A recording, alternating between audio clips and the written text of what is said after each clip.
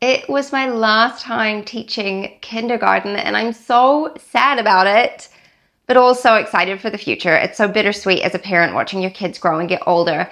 But let's chat about what resources we used for kindergarten this year and my thoughts about everything.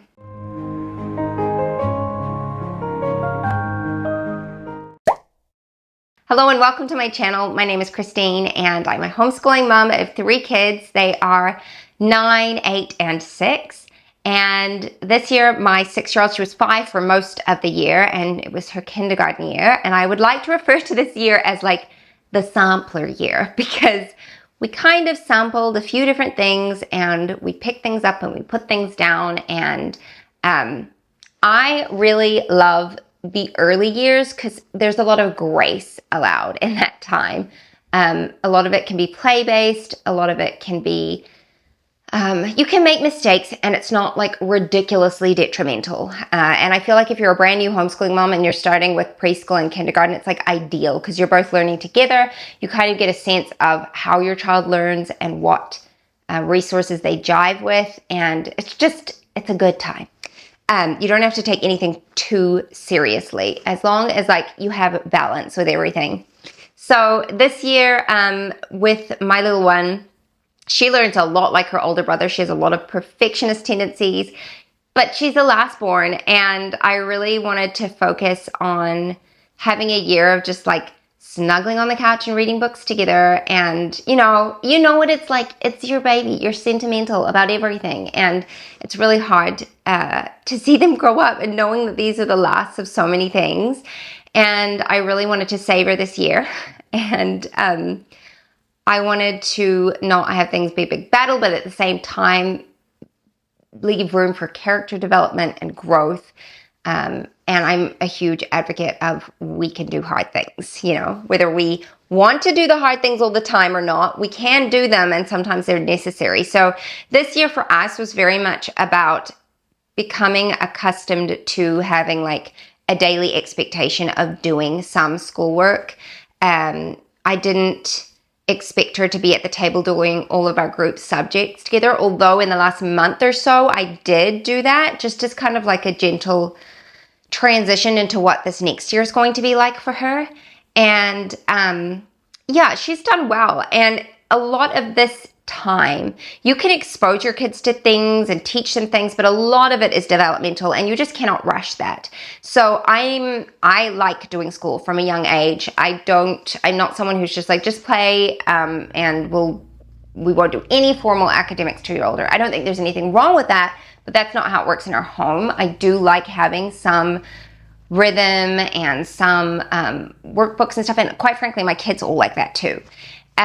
But it's balanced and it's peppered with grace. So I'm just going to go through the resources that we used, how they went for us, and my thoughts behind them. So let's start with language arts. And for the majority of this year, we used Abeka K4 to do language arts, to do phonics and that kind of stuff. And for the most part, it went really well. We used it most of the way through the year. And then towards the end of the year, I just felt a bit of a switch was necessary. Things were starting to move a little bit too fast and things weren't sticking like I wanted them to. And so we took a break from the lessons but continued with the workbook. So she had the K4 workbook. She loves doing workbook pages. So she just continued doing that. We took a little break, and then I got All About Reading Level 1 back from a friend who had been borrowing it. And when I opened it up, I was like, you know what? I think we should just like start with this and see how she goes. And so we did. And it was only like the last month or 2 that we did that of school, but she did really well with it. And it wasn't easy for her. Like she had to push herself at times. But I was really, really happy with it. And so I think we got up to like lesson 10 maybe, before we finished up for the school year. So my plan over the summer is, because I don't want there to be a huge like slump in what she has learned, is just to have her read the Abeka K4 readers to me during the summertime, just to keep things fresh and have some practice. And she didn't quite finish off the workbook from them, so she's going to continue with that as well, because she loves doing that. That's like really fun for her. So we used Abeka K4, really like that. It is a solid phonics program. And then we've moved into All About Reading level 1. And I wasn't necessarily anticipating that, but I'm very happy with it at the moment, and she was doing well with it. So that is what I thought of those. She did have Abeka, I think it was called Writing with Phonics, and I intended on using that as her handwriting curriculum. And honestly, we just didn't really. Like, she did use it some, but I could have skipped using that book. We really didn't need it. And I ended up printing off The Good and the Beautiful Level K handwriting for her, and she loved it. She just really was looking at her older siblings and their handwriting that they were using, and she wanted to do all the little activities in it. And so I printed that off for her, and she blazed through that. She got it done in like a few months.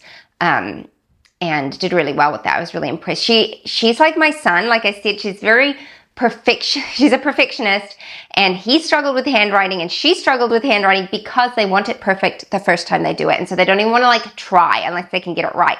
But we really pushed through that. And I think there's like a huge blessing in having taught a student who is very similar to her already, and like figured out what works and where I need to push and where I need to let go. And so knowing that, like, no, this is something we need to work on. This is not academic. This is character development, and it's important. And so, by the end of the year, she was doing really well, and her attitude was great about handwriting. So that was language arts, handwriting. We used Sunlight as her literature. I bought Sunlight. I think it's core. Golly, I can't remember now. It's their pre-K anyway. And it was an older version. It was a 5-day-a-week version, and I kind of squished everything into 3 days, which some days it was a lot of reading. But that wasn't like, we didn't use any of the activities or anything. We purely used the reading schedule and the books. And she and I would just snuggle up on the couch together and read together. And it was fantastic. It was exactly what I wanted it to be. Their literature picks are just always fantastic.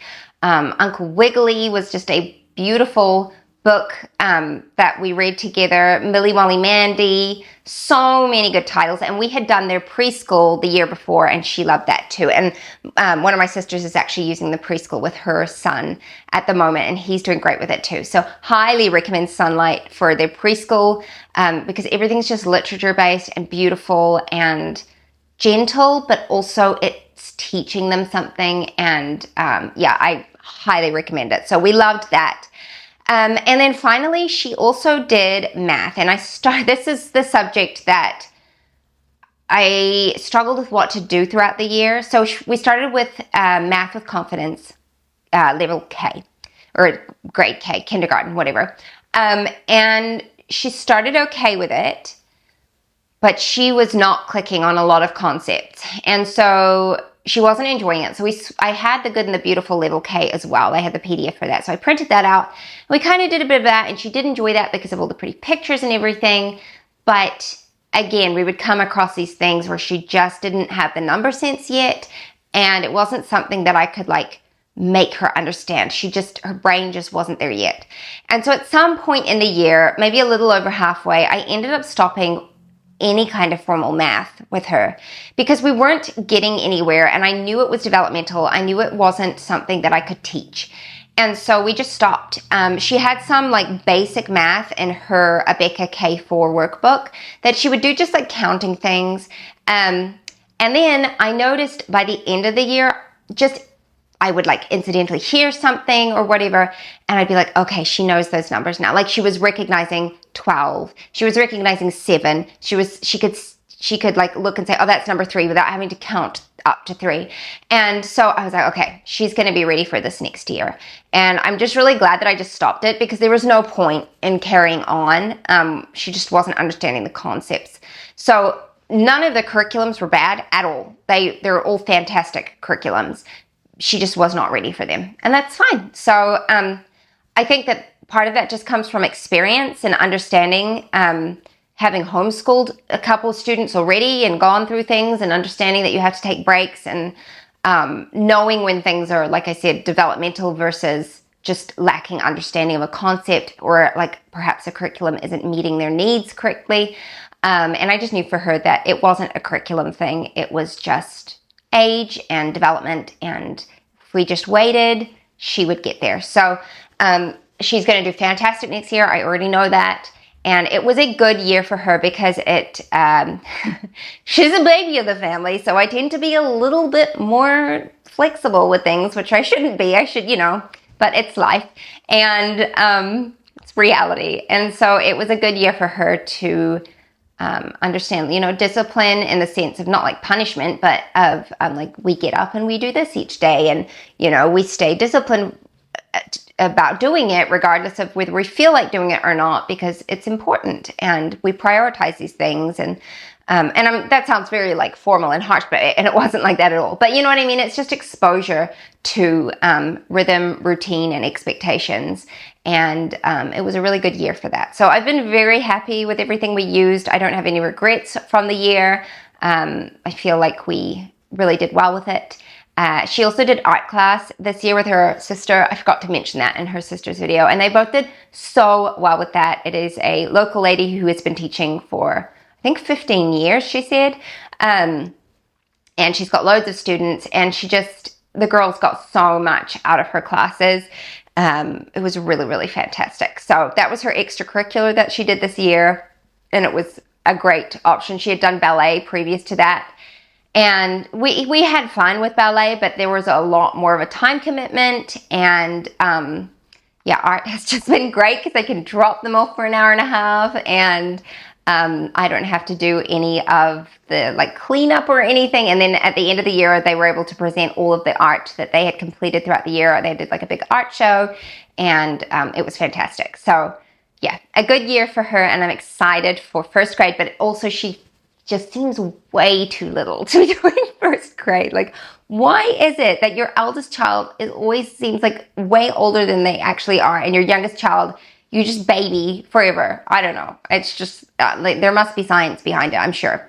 But anyway, that was her kindergarten year. Feel free to leave any questions for me down in the comments below. Thank you so much for watching, and I'll see you next time. Bye-bye. What if the world had more of your smile? What if the wind could spread your love? What if your sweet